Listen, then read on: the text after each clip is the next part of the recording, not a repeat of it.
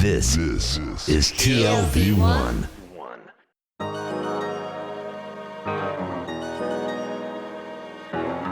The Tel Aviv Review. Hello and welcome to the Tel Aviv Review, a program dedicated to the word, to the thought and to debate, brought to you by the Nir Jerusalem Institute, which promotes humanistic, democratic and liberal values in the social discourse in Israel. I'm your host Gilad Halpern, and my guest today is the director of the Israel Meteorological Service, one of the speakers at this week's event at Van Leer, entitled Climate Without Borders. Nir Stav, hello and welcome to the Tel Aviv Review. Nice to be here. Okay, so climate change is, of course, a global problem and a global concern, but can you tell us a bit what are the local manifestations of it? How does it affect the Middle East particularly? Well, we are not sure yet exactly what will be the implications, but there are a few things that arise as significant. One of the things is, of course, heat, but heat is something we are accustomed to in the Middle East.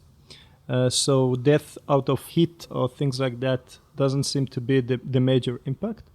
But water shortage is the main problem in the Middle East. And there are few studies that show that this will probably be one of the impacts. So we are talking about the average amounts of rain are going to decrease at least by 10 to 15%, maybe even more. We are talking about more days without precipitation. We're talking about droughts that may be prolonged. We're talking about a situation in which the evaporation may increase due to the heat, and therefore the water balance will be again towards the bedside. And therefore we expect that the issues related with water and water management will be more and more prominent and disruptive. So it hasn't started yet. This is something that we're about to see in the coming years. How far down the line is it? Well, it's a question if it started or not. It's a debate. There are few studies that say it already has begun. We see when we look on the temperature trends, we see it already happening. It's very clear, the increase in temperature, especially during summer, especially during nights. But the precipitation, it's not clear if it happened or not. We see in Israel more or less the same amount of rain on the average. But as in the decades that passed, there were changes between the decades, but it doesn't necessarily mean that it's a climate change. But in the region of Syria, for instance, there are speculations or studies that claim that the decrease in precipitation is already happening. And actually, there are a few studies that say that the droughts in Syria in the last decade were a major contributor to the conflict there. So some say because that... they were fighting over water? No, as far as I understood, the issue was that the year after year of decreased precipitation and decreased flow in the Euphrates River caused deterioration of the agronomical infrastructure. So the food actually chain was broken. The entire fields were deserted, they could not grow, and about 1 million or 2 million of the population moved from the villages to the cities. And you got a situation of poverty, of food insecurity, and of course a lot of anger against the government for handling the situation, and it added, fuel to the political situation that was problematic anyway. But water is something that there's a technological answer to. Desalination technology that has advanced over the past few years, and Israel is really at the forefront of this enterprise. Does it mean that we take climate change less seriously because of that? I think that first of all, we take climate change a little bit less seriously than in many other places because we have bigger dangers, immediate dangers that are coming. People talking about missiles from Lebanon. You're talking about the government or about people in general in Israel? People and government together. So we were thinking about, the missiles from the north, and then missiles from the south, and then missiles from the east. So there are a lot of immediate threats. So naturally, you are less inclined to think about the long-term deterioration in the region. The other thing is really, as you said, that Israel is in the forefront of technologies that help adapt to climate change. You talked about desalination, and really now high percentage of the water we drink is desalinated water, and you don't care for the natural, you might not care for the natural supply. But the beginning of Israel was, and still one of the main features we have is that we developed irrigation techniques. So our fields are based on drip technologies, sprinklers, etc. This is not common in the Middle East. Middle East, if you take Syria, we talked about earlier, most of 80% of agriculture is based on natural waters, and therefore we can tailor the water supply to each plant selectively, while in most of the space around us, this is not the case. Yeah.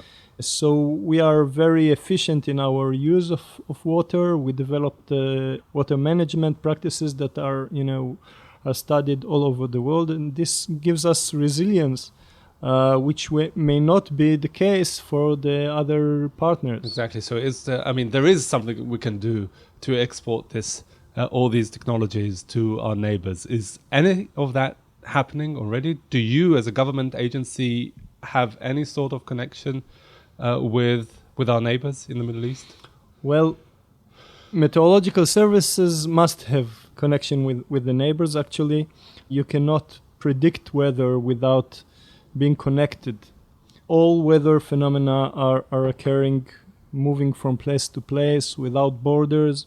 And in order to forecast, for instance, the dust storm we felt yesterday, you had to follow the meteorological conditions in the region of Libya and Egypt to see the winds change and to see the dust for instance, we followed the reports of Alexandria in order to predict the visibility and the dust in Tel Aviv and in Ben Gurion.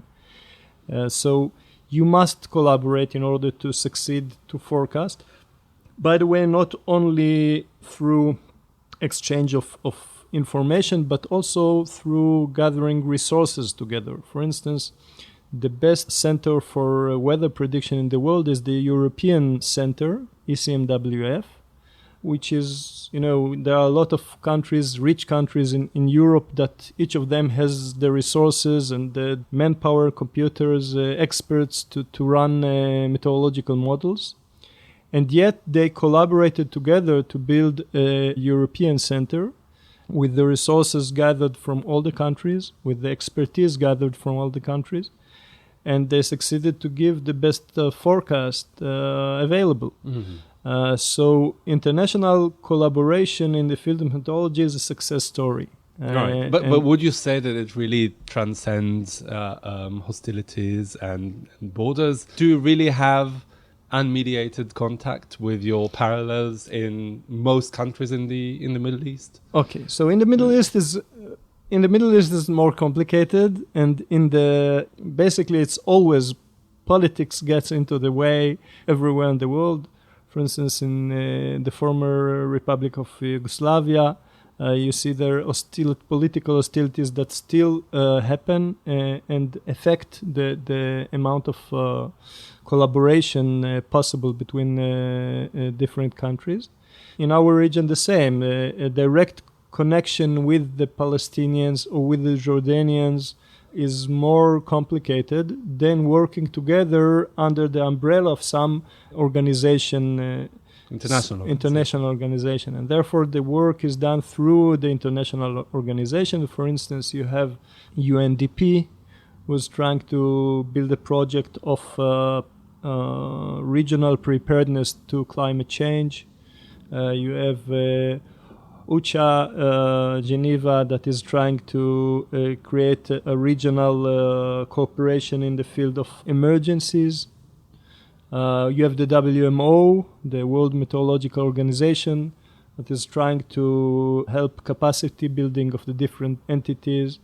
You have the COSMO, which is a European consortium of meteorological model developing, is now trying to see how it can help Jordan, for instance.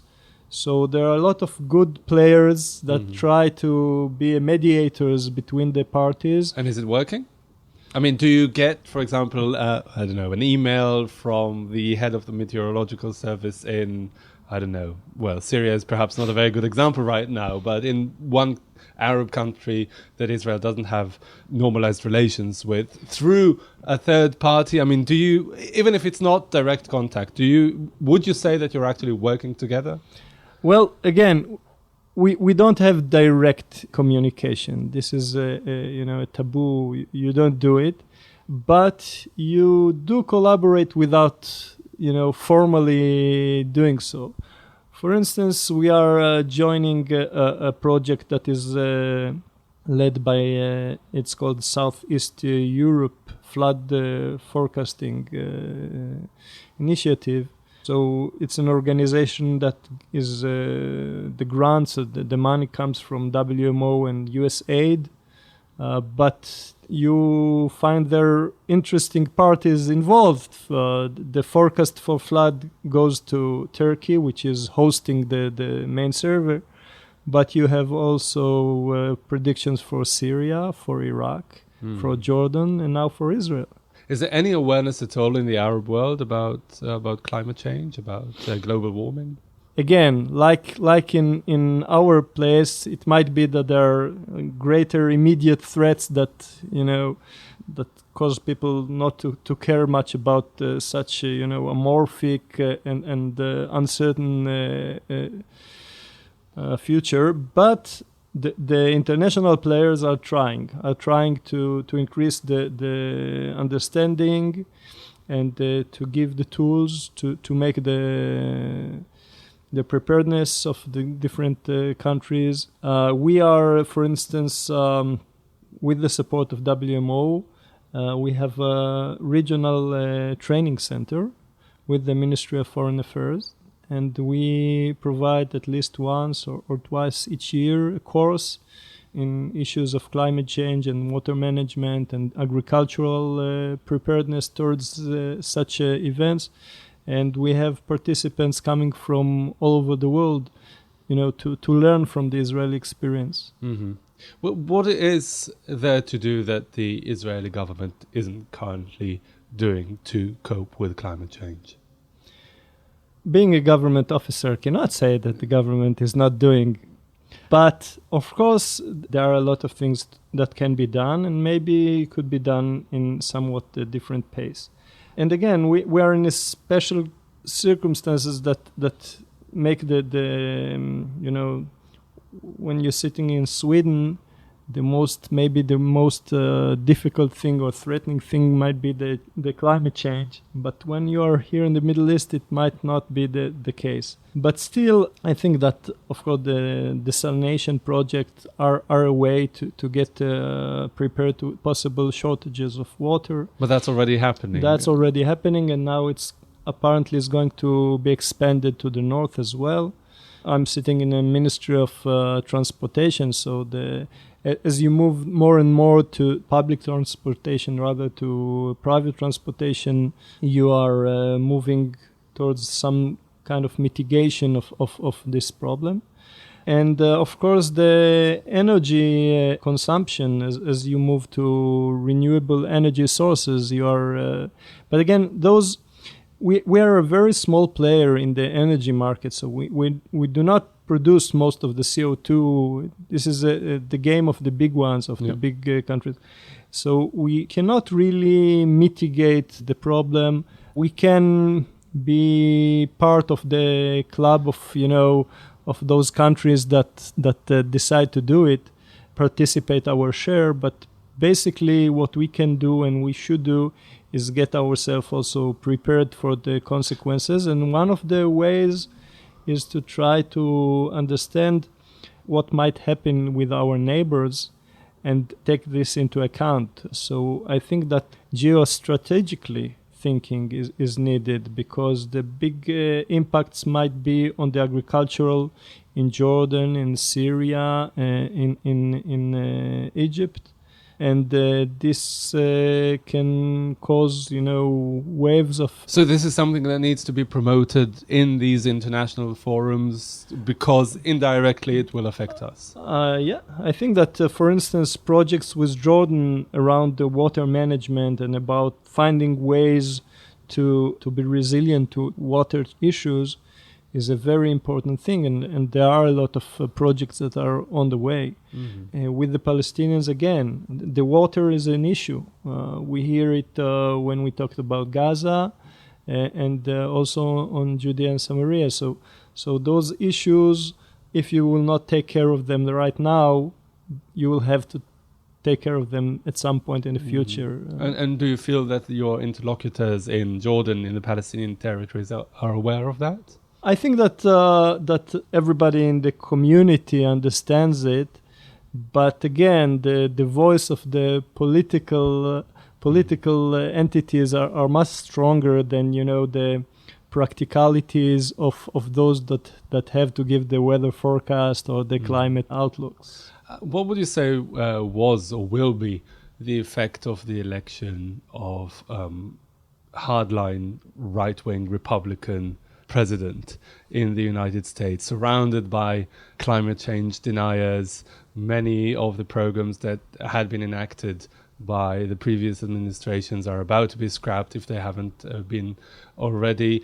You talked about the major players. The United States is the major player in this sense. What will be the effect on us, on the region, on the small players like Israel and the other Middle Eastern countries? Well, of course, this is a political question that I cannot answer, but I doubt if in a certain administration, this or that, or this political entity or the other can ignore what's happening in the climate. So, of course, as you know, as somebody from the field, I would like to see that the understanding of the importance of the international collaboration and of the probability of a dramatic change in climate is understood by all the parties.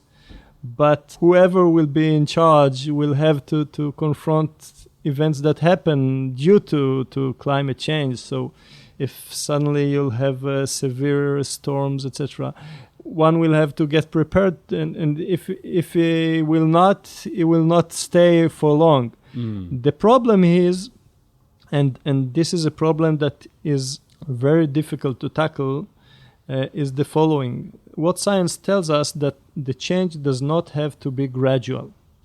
So if the change would have been gradual, then you could try some kind of policy, see if it works, wait a few years, see if you change the curve or did not, and then try some other policy. But what science tells us that there are sometimes abrupt changes. And once you cross some threshold, you cannot go back. And the science is not very clear about when we talk about the climate system, when will you cross this threshold? If we haven't yet. What we, for instance, is discuss is the emission of permafrost of Siberia, for instance. What will happen when it will melt? There's a lot of methane gas trapped inside, and this can be, suddenly emission of greenhouse gas in huge amounts. The same question goes with Greenland. What will happen in a very big change in the glacier content of Greenland? It may change the flow inside the North Atlantic.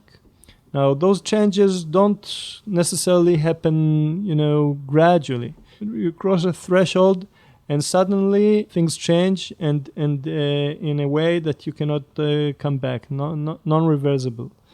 because we know that this is kind of characteristic of this chaotic system, we should be very cautious about what we do. And when you see somebody that does not understand this need for cautiousness, it's frightening. Mm-hmm. Yeah, so that actually brings me to my next question. When you speak with climate deniers, what do you as a professional tell them? Give us a guide to the perplexed. What is really the ultimate answer to people who say, well, it's not that unequivocal, it remains to be seen, people who take that line? It's difficult to answer because we live in meteorology. We know that uncertainty is built in. When I give you the forecast for tomorrow, you know that I have 90% of being correct, but there is also this few percentage that I'll make the wrong statement, and this is built in. It's caused by the complexity of the problem, by the lack of information built in. So I cannot really say for certain with 100% that the temperature will be in 100 years like that and the rain will be like that. No, but you can say that the temperature will rise and that there'll be less rain. Yes. That you can say with certainty. Yes. But again, not with 100%. And this is a point that the climate deniers have understood and took it, as a way to challenge every expert that tries to explain climate change. Because yes, you can say that climate is changing, but as a scientist, that there is a probability that something else is happening that you don't understand thoroughly, and you are humble.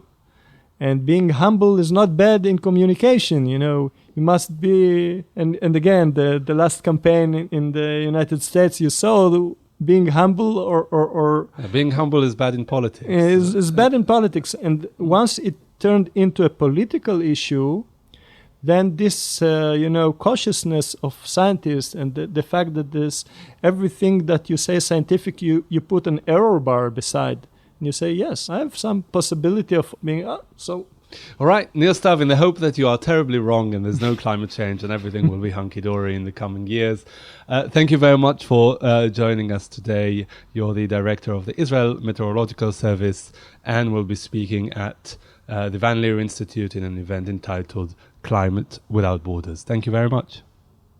And also big thanks to Tammy Goldenberg, our sound engineer, and to the Van Leer Institute for the generous support. If you like this podcast and many more where it came from, just go to www.tlv1.fm/podcasts and take your pick. Our co-host Daniel Shandlin will be back with us shortly, but in the meantime, don't forget to visit our new website, telavivreview.org, like us on Facebook, and follow us on Twitter. Join us again for another edition of the Tel Aviv Review, and until then, goodbye.